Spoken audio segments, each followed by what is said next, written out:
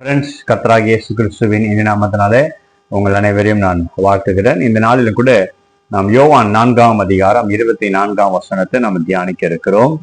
இது எல்லாருக்கும் தெரிந்த வசனம் தான். அந்த வசனம் சொல்லுகிறது, தேவன் ஆவியா இருக்கிறார், அவரை தொழுது கொள்கிறவர்கள் ஆவியோடும் உண்மையோடும் அவரை தொழுது கொள்ள வேண்டும் என்று சொல்லி வேதம் சொல்லுகிறது. John 4:24, God is a spirit and they that worship him must worship him in spirit and in truth. இங்கே இந்த ஆவியோடும் உண்மையோடும் தொழுது கொள்வது என்றால் என்ன, அதான் நம்ம தியானிக்க போகிறோம். தேவன் ஆவியா இருக்கிறார், அதனால அவர் தொழுது கொள்கிறவர்கள் ஆவியோடும் உண்மையோடும் தொழுது கொள்வது. சரி, இந்த வசனத்தை நாம் அறிந்து கொள்வது, இந்த ரெண்டு வார்த்தைகளுடைய அர்த்தங்களை அறிந்து கொள்வதற்கு அதனுடைய பேக்ரவுண்டு நம்ம சொல்லுவோம். அதனுடைய பேக்ரவுண்ட்னா எந்த சிச்சுவேஷன்ல அது எழுதப்பட்டது அப்படின்னு சொல்லி. இங்க நமக்கு தெரியும், இயேசு கிறிஸ்து சமாரியா வழியாக அவர் கடந்து போகும்போது சமாரியா ஸ்திரீயோடு கூட பேசுகிறார். பேசும்போது அந்த சமாரியா ஸ்திரீ சொல்றாங்க, எங்களோட தகப்பனுடைய யாக்கோபுடைய கிணறு அப்படின்னு சொல்லி அந்த சகோதரி சொல்லிட்டு தொழுவதை குறித்து, ஆண்டவரை தொழுது கொள்வதை குறித்து அங்க ஒரு உரையாடல் வருகிறது. அப்பதான் இயேசு கிறிஸ்து சொல்கிறார், நாட்கள் வரும், நீங்க எருசலேம்ல யூதர்கள் ஆராதிக்கிறார்கள், இவங்க இந்த மலைனா அங்க அந்த மலை பேர் கெரிசிம் மலை, அந்த மலையில சமாரியர்கள் ஆராதிக்கிறாங்க. நாட்கள் வரும், தேவனை ஆராதிக்கிறவர்கள், பிதாவை ஆராதிக்கிறவர்கள் ஆவியோடும் உண்மையோடும் தொழுது கொள்வார்கள் என்று சொல்லி அவர் சொல்றார். அப்போ இந்த ரெண்டு தரப்பின மக்கள் இருக்கிறாங்க, யூதர்கள், சமாரியர்கள். அவங்களுடைய வர்ஷிப்பை பத்தி ஆண்டவர் இங்க பேசுகிறார். சரி, இந்த சமாரியர்களை குறித்து ஒரு சின்ன காரியம், யார் இந்த சமாரியர்கள் என்று அதை குறித்து நம்ம அறிந்து கொள்ள வேண்டும். அப்பதான் இந்த வார்த்தை வசனம் நம்ம அர்த்தம் புரியும். இந்த சமாரியர்கள் யாருன்னு சொன்னா, அவங்களும் யூதர்கள் தான். ஆனா இப்போ இயேசு கிறிஸ்து பேசுகிற சமயத்துல அவர்கள் ஒரு கீழ் ஜாதியாக யூதர்களால கருதப்பட்டார்கள். ஏன்? இவங்களும் ஒரு காலத்துல யூதர்களா இருந்தவர் இந்த சமாரியர்கள். ஆனா இஸ்ரவேல் ஜனங்கள் யூதர்கள் அடிமைகளாக பாபிலோன் கொண்டு போகப்படுவார்கள், அடிமைகளாக அசிரியாவுக்கு கொண்டு போகப்படுவார்கள்.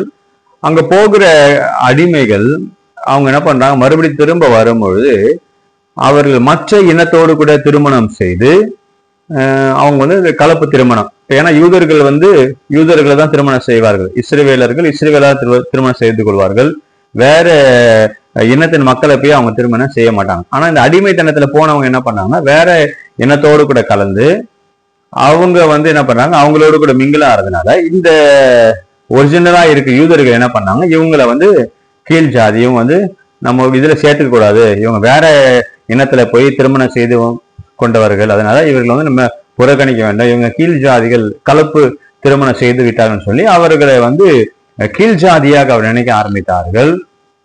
அவங்க சமாரியா என்கிற இடத்துல இருந்ததுனால அவர்கள் சமாரியர்கள் பேர் வந்தது. யூதர்களுக்கும் அவர்களுக்கும் அப்படி ஒரு பகை ஏற்பட்டு விட்டது. அப்ப யூதர்கள் எருசலேமில தேவனை துதிப்பார்கள், இவங்களுக்கு தனியா ஒரு இடத்துல கெரிசிம் மலைன்னு சொல்லி அந்த இடத்துல இவர்கள் தேவனை துதிக்க ஆரம்பித்தார்கள். அப்பவுமே இவங்களுக்கு ரெண்டு பேருக்கும் பிரிவினை வந்தது, ரெண்டு எதிரிகள் மாதிரி மாறிட்டாங்க. யூதர்கள் என்ன பண்ணாங்க, சமாரியர்களை இவன் கீழ் ஜாதின்னு சொல்லி அவர்களோடு கூட சேர மாட்டாங்க. ஆனா இயேசு கிறிஸ்து அந்த வழியாக போகிறார், அந்த சமாரியரோடு கூட பேசுகிறார். பேசி அவங்க பேசும்பொழுது இந்த ரெண்டு வர்ஷிப்பை ஆண்டவர் இங்க கொண்டு வர்றாரு. யூதர்களிடத்துல கர்த்தருடைய வார்த்தை இருந்தது, ஆகமங்கள் இருந்தது, கர்த்தருடைய வசனம் இருந்தது. அந்த வசனத்தைக்காக அவங்க என்ன பண்ணாங்க, அது மேன்மையை பாராட்டினார்கள். அந்த வார்த்தை உண்மை சத்தியம் அவங்க கிட்ட இருந்துச்சு. இந்த சமாரியர்கள் இடத்துல வேத வசனம் இல்ல, ஆகமங்கள் இல்ல. ஆனா அவங்களுடைய வர்ஷிப் என்னன்னு சொன்னா, அவங்க உற்சாகமா தேவனை ஆராதிப்பாங்களாம். பெரிய பெரிய பேண்ட் வச்சு, ட்ரம்ஸ் பேண்டு, அப்புறம் ஆடல் பாடல், நல்லா ஆண்டவரை துதித்து டான்ஸ் ஆடி பாட்டு பாடி பெரிய பெரிய ட்ரம்ஸ் எல்லாம் வச்சு மேல தாளத்தோடு கூட கர்த்தரை துதிப்பாங்களாம், கர்த்தரை ஆராதிப்பாங்க. சமாரியர்கள் இடத்துல உற்சாகமாய் தேவனை ஆராதிக்கிற ஒரு காரியம் இருந்தது, யூதர்கள் இடத்துல கர்த்தருடைய வார்த்தை இருந்தது. இது ரெண்டு என்ன ஆண்டவர் இங்க கொண்டு வருகிறார். தேவனை தொழுது கொள்கிறவர்கள் ஆவியோடும் தொழுது கொள்ள வேண்டும், சத்தியத்தோடும் தொழுது கொள்ள வேண்டும். ஆவியோடுனா உற்சாகத்தோடு கூட ஆண்டவர் விடுதலையோடு கூட ஆராதித்து துதித்து பாடி அவரை மகிமைப்படுத்த வேண்டும். அதே நேரத்துல சத்தியமும் இருக்கணும். ரெண்டுத்தையும் ஆண்டவர் இணைக்கிறார். யூதர்களையும் சமாரியர்களையும் இணைக்கிறார், அவங்க வர்ஷிப்பை இணைக்கிறார். இதுதான் இங்க ஆவியோடும் என்று சொன்னால் உற்சாகமாய் கர்த்தரை துதித்து ஆராதித்து ஆடி பாடி அவரை மகிமைப்படுத்த வேண்டும். உண்மையோடும் என்று சொன்னால் கர்த்தருடைய வார்த்தையின் அடிப்படையில, கர்த்தருடைய வார்த்தை என்ன சொல்லுகிறது, ஆண்டவரை குறித்து அவரை எப்படி ஆராதிக்க வேண்டும், எப்படி துதிக்க வேண்டும். வசனம் சொல்கிறது, பரிசுத்த அலங்காரத்துடனே கர்த்தரை தொழுது கொள்ளுங்கள். பரிசுத்த அலங்கார அதான் வசனம் சொல்லுகிறது. பரிசுத்தோடு கூட ஆராதிக்கணும், பரிசுத்தமாய் ஆராதிக்கணும், உண்மையாய் ஆராதிக்கணும். பாவத்தோடு கூட அல்ல, பரிசுத்தமாய் தேவனை நம்ம துதித்து ஆராதிக்க வேண்டும். அப்ப இந்த ரெண்டு ஆண்டவர் இணைக்கிறார். கர்த்தருடைய வார்த்தை மிக முக்கியம். வார்த்தையோடு கூட நம்ம ஆராதிக்க வேண்டும். வார்த்தை என்ன சொல்லுகிறது அதன்படி ஆராதிக்க வேண்டும். அதே போல நம்ம உற்சாகமாய் ஆராதிக்க வேண்டும். சில இடங்களை பாத்தீங்கன்னா, நான் எந்த ஸ்தாபனத்தை பேர் சொல்ல விரும்பல, ஆனா சில கிறிஸ்டியன் டினாமினேஷன் பாத்தீங்கன்னா நல்லா டீச்சிங் இருக்கும்.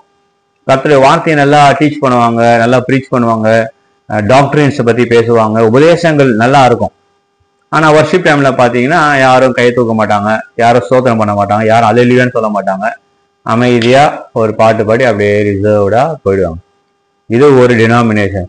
இன்னும் சில டினாமினேஷன் பார்த்தா ஆர்ப்பரித்து கர்த்தரை துதித்து பாடுவாங்க, கை தட்டுவாங்க, அபிஷேகத்தை நிறைந்து ஆண்டவர் அப்படி வர்ஷிப் பயங்கரமா இருக்கும். நல்லா தேவனை துதித்து ஆராய்ச்சி நல்லா மையப்படுத்துவாங்க. ஆனா செய்தியின் வேலையில தூங்கிடுவாங்க. கர்த்தருடைய வார்த்தையை தியானிக்கணும், வசனத்தை பேசணும், டீச்சிங்கை கேட்கணும் அப்படின்லாம் அவங்களுக்கு விருப்பம் இருக்காது. துதிக்கணும், ஆராதிக்கணும், பாட்டு பாடணும், நாலு அந்நிய பாஷையை பேசணும், அவ்வளவுதான். கர்த்தருடைய வார்த்தைய அவங்க தியானிக்க மாட்டாங்க. டீச்சிங் அவ்வளவா இருக்காது. இது சில டினாமினேஷன்ல அப்படி இருக்குது. அப்ப ஆண்டவர் இந்த கடைசி நாட்களிலே கர்த்தர் எதிர்பார்க்கிறது என்னன்னு சொன்னா, ரெண்டும் இருக்க வேண்டும். டீச்சிங்கும் தேவை, சபையிலே போதனைகள் தேவை. இன்னைக்கு டீச்சிங் கேட்கறது யாரும் இல்லை. கர்த்தர் உங்களை ஆசீர்வதிப்பாரு, உங்களை உயர்த்துவாரு, உங்க வயிற்று வலியை சரியாக்குவாரு, உங்களை ஐஸ்வர்யனா மாத்துவாரு அப்படின்னு சொல்லி நாளைக்கு தீர்க்க தரிசனத்தை கேட்பதற்கு ஜனங்க வாஞ்சியா இருக்கிறாங்க. உற்சாகமான செய்திகள், பாசிட்டிவான செய்திகள் கண்டிப்பா அது தேவைதான், நான் அது வேண்டான்னு சொல்லவில்லை. அதே நேரத்துல சத்திய வசனத்தை நாம் போதிக்க வேண்டும். We have to know what is Christianity. We have to know what is the meaning of a church. We have to know what is the meaning of salvation. ரட்சிப்பு என்றால் என்ன, சபை என்றால் என்ன,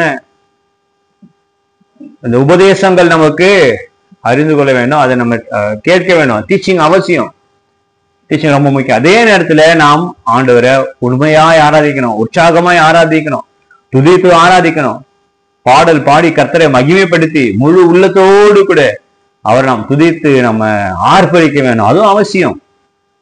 பிரைஸ் அண்ட் வர்ஷிப் கண்டிப்பா நமக்கு தேவை. ஏன்னா பிரைஸ் அண்ட் வர்ஷிப் என்ன பண்ணுதுன்னா நம்மளை ப்ரிப்பேர் பண்ணுது, ஆண்டவர் வார்த்தையை கேட்பதற்காக நம்மளை ப்ரிப்பேர் பண்ணுகிறது. அதனால பிரைஸ் அண்ட் வர்ஷிப் கண்டிப்பா அவசியம்.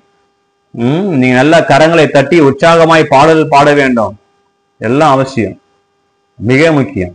அதே நேரத்துல கர்த்தருடைய வார்த்தை, அதுதான் ஆண்டவர் சொல்றாரு, என்னை தொழுது கொள்ளும் பொழுது எப்படி தொழுது கொள்ள வேண்டும், ஆவியோடும் உண்மையோடும் தொழுது கொள்ள வேண்டும். கர்த்தருடைய வார்த்தை மிக அவசியம். கர்த்தருடைய வார்த்தை என்ன சொல்லுகிறது அதன்படி நம்ம கீழ்ப்படிய வேண்டும், அதன்படி நம்ம ஆராதிக்க வேண்டும். உற்சாகமாய் முழு உள்ளத்தோடு கூட நம்ம கர்த்தரை ஆராதிக்க வேண்டும். இதுதான் இந்த வார்த்தையுடைய அர்த்தம். ஸோ உங்க எல்லாருக்கும் புரிஞ்சுக்கணும்னு நினைக்கிறேன். God bless you friends. தொடர்ந்து நம்முடைய ஊழியங்களுக்காக ஜெபித்துக் கொள்ளுங்கள். யூடியூப் ஊழியங்களுக்காக ஜெபிங்க. இந்த உங்களுக்கு பிரயோஜனமா இருந்தா நீங்க உங்க ஃப்ரெண்ட்ஸ் கிட்ட நம்மளுடைய சேனலை பத்தி ஷேர் பண்ணுங்க. இந்த ஊழியர்களுக்காக ஜெபிங்க. இன்னும் கர்த்தர் பெரிய காரியங்களை இந்த யூடியூப் மூலமாக கர்த்தர் செய்ய வேண்டும். தேவன் தாமே இந்த வார்த்தைகள் மூலமாக உங்களை ஒவ்வொருவரையும் ஆசீர்வதிப்பாராக. ஆமென்.